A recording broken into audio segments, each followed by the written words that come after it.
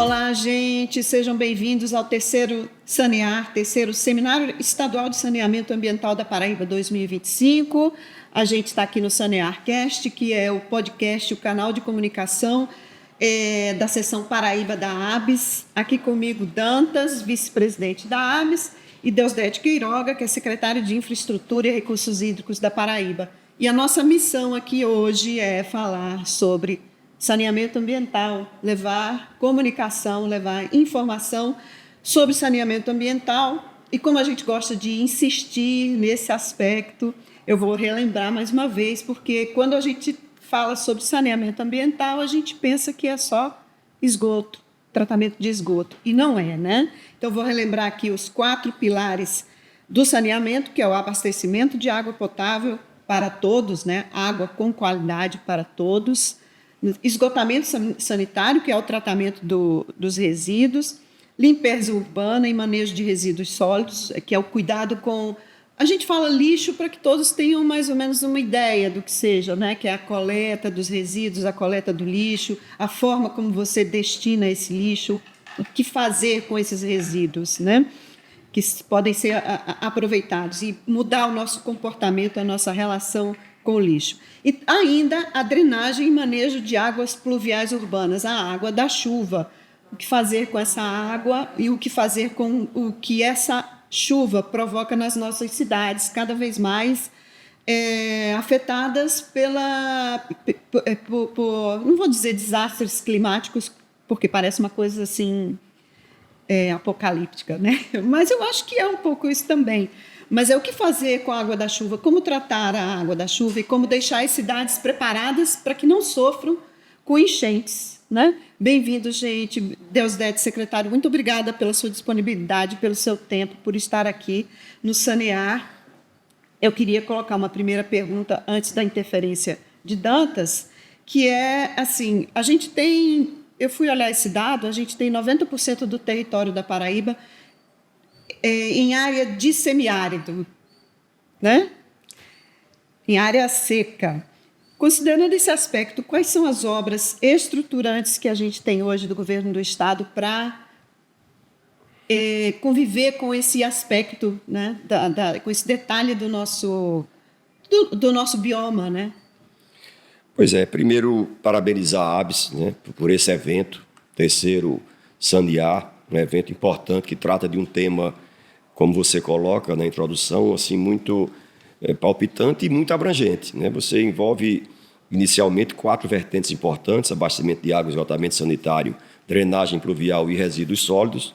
2, eu diria, mais de competência e de uma atuação direta do governo do Estado. Os outros 2, que é a drenagem e a questão dos resíduos, mais voltada às atribuições dos municípios. É um desafio muito grande o que a lei nos impõe, que é a universalização desses sistemas até 2033. E você traz um tema que eu, inclusive, tive a oportunidade de colocar, não é, Dantas, representando o governador João Azevedo no evento, que é a questão de termos a grande maioria do nosso território, mais de 90%, dentro do semiárido. Esse é um desafio a mais para essa meta da universalização. Felizmente, a gente tem hoje na Paraíba e mais 3 estados do Nordeste, né, Ceará, Rio Grande do Norte e Pernambuco, a transposição das águas do São Francisco, que, sem dúvida alguma, trazem um alento e, acima de tudo, a convicção e a certeza de que, pelo menos no aspecto do abastecimento de água, a gente tem condições plenas de conseguir essa universalização, cumprindo essa meta, eu diria, muito audaciosa do Marco Legal do Saneamento, que é universalizar até 2033. Então, mas sem dúvida é um desafio a mais. A gente tem institucionalmente no Estado a Secretaria cuidando de obras de adutoras, né, a própria CAGEPA, a Secretaria cuidando um pouco mais da questão do saneamento rural, o abastecimento de água,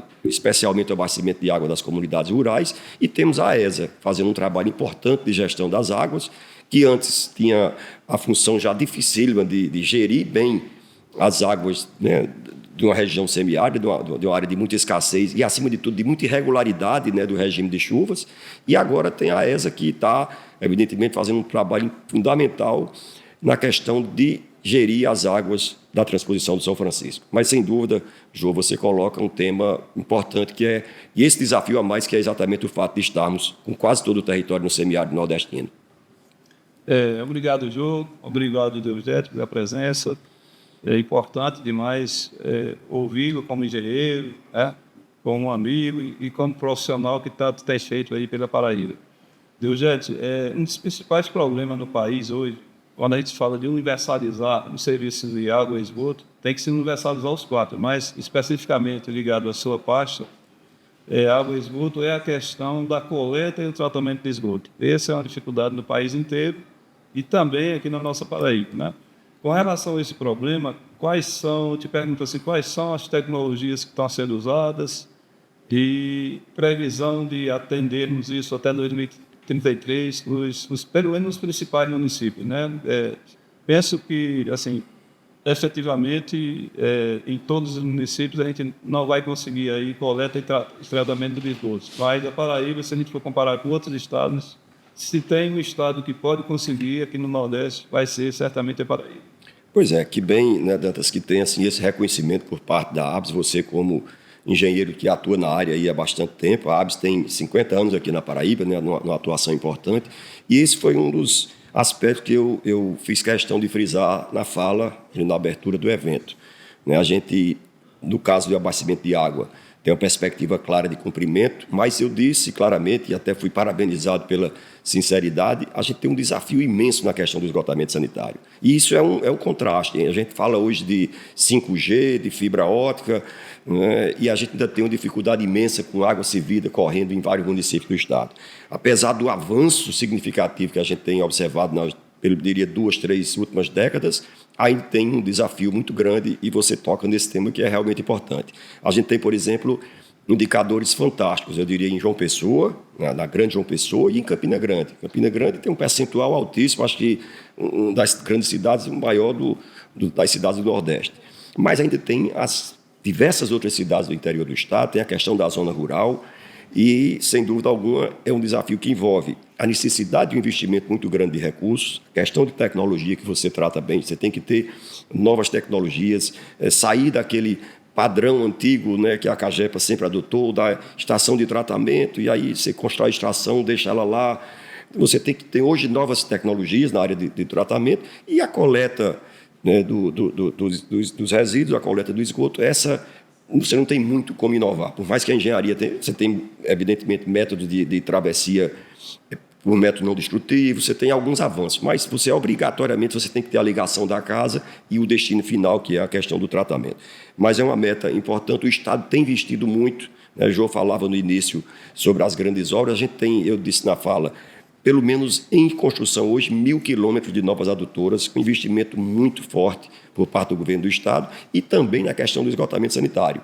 Como eu citei há pouco, Campina Grande tem um percentual bem maior, a região metropolitana de João Pessoa carecia de uma reestruturação do seu sistema de esgotamento sanitário, principalmente na área das praias, até por conta do adensamento, que é muito forte, e felizmente a gente está com uma obra de mais de 200 milhões de reais, a Cagepa está tocando junto com a Secretaria da Infraestrutura, para reestruturar o esgoto, para fazer uma ampliação da estação elevatória ali da Maria Rosa, e de lá destinar até o tratamento que fica lá nas Pedreiras do Rocha. Então, assim, o governo tem tido esse foco e esse cuidado, mas, acima de tudo, Dantas, reconhecendo o tamanho do desafio, o tamanho da meta a ser atingida, o governo entende a necessidade de buscar a expertise e o capital do setor privado. Por isso, a gente está desenvolvendo, junto com o BNDES, uma PPP para esgotamento sanitário, que pega a região metropolitana de João Pessoa, toda a região do litoral, e a região lá do Alto Piranhas, lá no sertão. É uma parceria público-privada. Uma parceria público-privada, né? O BNDES está fazendo essa modelagem e o Estado pretende lançar em breve para que o setor privado venha com capital, com recursos, com tecnologia, com a facilidade, né? Porque às vezes a legislação para o setor público, né, traz alguma burocracia, alguma dificuldade, e aí o setor privado vai ter a condição de contratar mais rápido, de executar mais rápido e, acima de tudo, a gente captar esse recurso do setor privado, contanto que isso também não traga um impacto tão significativo na tarifa. Então, essa equação, né, de trabalhar com equidade, ver a questão de tarifa e ver a questão do cumprimento da meta, é, sem dúvida, uma das prioridades do governador João Azevedo, que tem, né, e vai conseguir, ao longo desses 8 anos, né, dos seus 2 mandatos, investir algo em torno de 4,5 bilhões de reais apenas em abastecimento de água e esgotamento sanitário. Qual o obstáculo que o senhor considera assim, um obstáculo técnico, financeiro, de gestão, para a gente chegar em 2033 com os serviços universalizados? Qual é um desafio de educação, de conscientização, por exemplo, na relação com... A gente tem 223 municípios, como é que a gente sensibiliza 223 prefeitos, gestores, e não só sensibiliza, mas capacita tecnicamente? Qual é o desafio principal para chegar em 2033 universalizado? Acho que você até já respondeu um pouco, Jô, na hora que perguntou. Acho que o desafio maior é financeiro e operacional, é técnico, de conseguir, porque mesmo que o Estado, por exemplo, Dantas, dispusesse desses recursos, aí se estima para essas duas regiões, só para você ter ideia, para essas duas regiões, se fala em investimentos de 5,7 bilhões de reais, faltando ainda uma boa parte dos municípios do Estado. Isso aí contemplaria em torno de 83 municípios, 85 municípios. Então, é um volume de recursos muito grande, mas mesmo que o Estado tivesse esse recurso, eu diria claramente que a CAGEPA, a estrutura do Estado hoje, não teria condição operacional de licitar, contratar, acompanhar a execução dessas obras. Por isso, a necessidade de se atrair o capital privado, mas, acima de tudo, também a capacidade operacional de grandes empresas privadas e de grandes grupos nacionais e até internacionais que certamente se interessarão muito por essa parceria privada na área de esgotamento sanitário aqui na Paraíba. Não é uma tarefa simples, né? Tecnicamente, você fica imaginando assim, né? Tecnicamente, como que a gente vai operacionalizar tantas obras? A gente vê, por exemplo, João Pessoa, que é a capital, né? Quando vai abrir uma obra, é uma peleja, porque você mexe com toda a vida do cidadão. Então, não é uma tarefa simples. João Pessoa, eu tenho assim, absoluta certeza que a gente vai universalizar a água e esgoto antes de 2033. Eu acho que até antes de 2030. Tá? Existe aquele projeto, um projeto integrado que o Jorge Cunha fez, né, que pega toda a região metropolitana, e a solução foi uma solução simples, eficiente e de custo baixo. Então, aqui a gente vai atingir isso. Outro ponto, Beto, só para se encerrar, a questão do saneamento rural também é um desafio no país inteiro, né? O que o Estado tem planejado assim, para no futuro, aí, a curto e médio prazo, de soluções para atendermos aí essa demanda que, conforme o Diogo colocou, a gente, a grande maioria do Estado aqui na região semiárida, e como tem uma população aí, acho que em torno de 7 a 8% do Estado ainda nessa situação, né?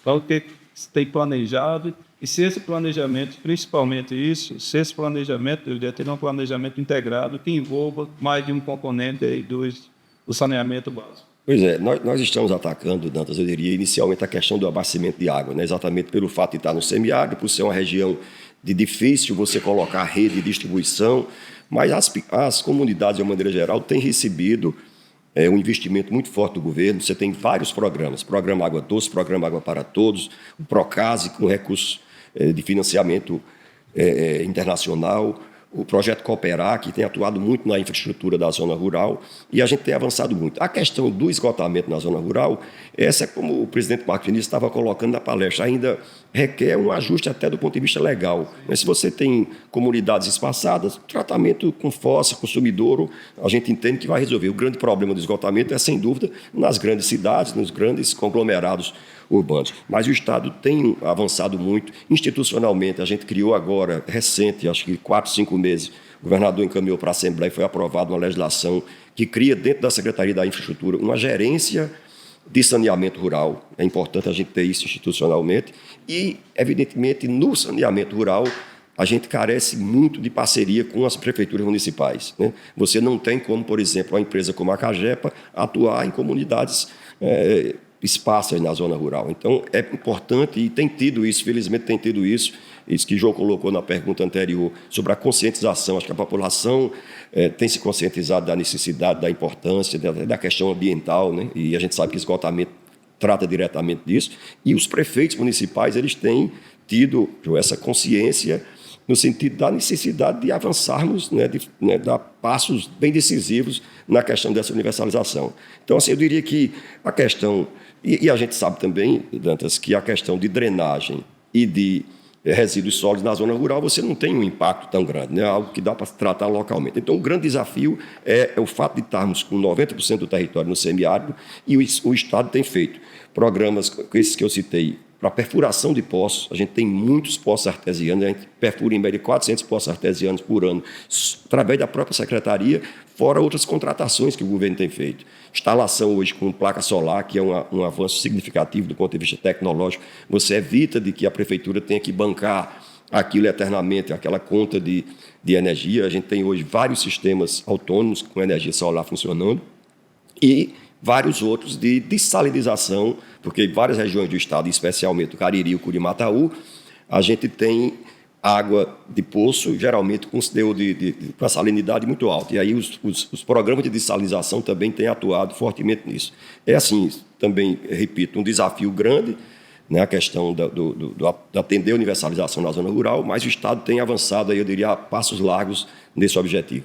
Mais uma perguntinha rápida, só a questão dos planos, né, os planejamentos do nosso Estado, que está sendo feito nas 4 micro-regiões do Estado, como é que anda e qual a previsão de conclusão aí desse planejamento que é tão importante para que a gente vá avançando nas soluções adequadas e duradouras para implementações, né? Pois é, você trata de um tema importante. Um dos pilares da nova lei de saneamento é exatamente a possibilidade de você setorizar, dividir, né, em micro-regiões, e a gente fez isso, já aprovou uma legislação estadual, e as 4 micro-regiões do Estado, a gente conseguiu, pela Secretaria, contratar uma empresa privada, que tem expertise, tem muito know-how nessa área, para fazer os planos de saneamento regionais, né? A gente sabe que a legislação impõe a necessidade de que o município faça o seu plano municipal, mas que com a regionalização, se você fizer o plano regional, você supre aquela necessidade legal. A gente discutiu isso, inclusive, com o Ministério Público Estadual, que já estava acionando alguns municípios, e aí a gente está com isso bem avançado, e a expectativa é que esse ano, talvez até o primeiro semestre do próximo ano, a gente consiga concluir. Nós fizemos, Dantas, inclusive, um aditivo ao contrato, que antes a gente previa apenas abastecimento de água e esgotamento sanitário, e o plano dessas 4 micro-regiões agora contempla também a parte de resíduos sólidos e drenagem pluvial. Então, esse plano, eu diria, sem dúvida, é um dos pilares dessa nova lei de saneamento, foi exatamente essa regionalização, essa divisão em regiões, para que isso a gente possa otimizar, né, os trabalhos e avançar definitivamente na meta da universalização. Muito bom. A gente encerra aqui para poder liberar até Deusdete, que a gente sabe que as agendas são apertadas. A gente agradece demais os seus esclarecimentos aqui, a sua participação aqui no Sanear. Tomara que a gente possa vir com mais boas notícias, né, nas próximas edições do Sanear. Obrigada, Deusdete. E a gente volta a qualquer momento para você que está interessado em falar sobre saneamento, para você que está buscando conhecimento sobre saneamento. Vem para o nosso podcast, que aqui tem informação da fonte, viu? Não é todo dia que a gente tem à disposição um secretário do Estado para trazer as informações para a gente aqui. Obrigada a todo mundo. Muito obrigado.